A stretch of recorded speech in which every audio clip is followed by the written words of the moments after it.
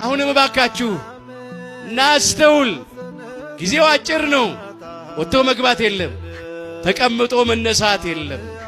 እድሜያችን ከሸማኔ መወርወሪያ ይልቅ እየቸኮለ ነው። ከሚሮጥ ሰው ይልቅ እየፈጠነ ነው። አሁን ታይቶ ኋላ የሚጠፋ እንፋሎት ነው።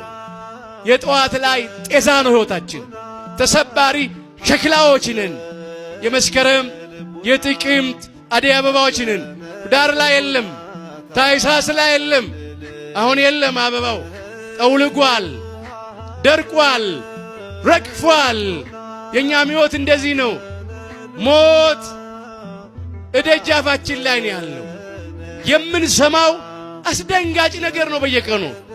ስለዚህ ሁል ጊዜ ተዘጋጅተን ልንኖር ያስፈልገናል።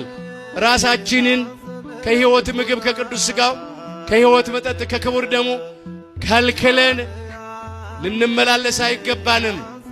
በተሰጠን ጊዜ ሃይማኖታችን አጽንተን ምግባራችንን አቅንተን ለንስሐ የሚገባ ፍሬ አፍርተን እንደ ቸርነት ነው እንጂ እንደ በደላችን አይሁን ብለን በተሰበረ ልብ በተዋረደ መንፈስ በትሕትና ሆነን ወደ ሕይወት ምግብ ወደ ቅዱስ ሥጋው ወደ ሕይወት መጠጥ ወደ ክቡር ደሙ እንቅረብ።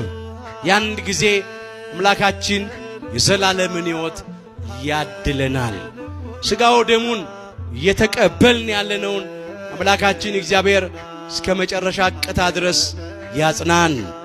ከቅዱስ ሥጋው ከክቡር ደሙ ርቀን ያለነውን እግዚአብሔር በሰጠን ዕድሜ ለንስሐ ያብቃን።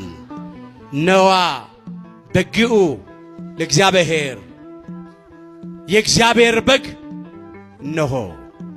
የዮሐንስ ወንጌል ምዕራፍ 1 ቁጥር 29 ሁላችን ከውድቀታችን ተነስተን ከርኩሰታችን ተቀድሰን ወደ አባቶቻችን ወደ ካህናት ቀርበን ኃጢአታችን ሁሉ ተናዘን ቅዱስ ሥጋውን በልተን ክቡር ደሙን ጠጥተን መንግሥቱን እንድንወርስ ስሙን እንድንቀድስ ኃያሉ እግዚአብሔር አምላካችን ይርዳን።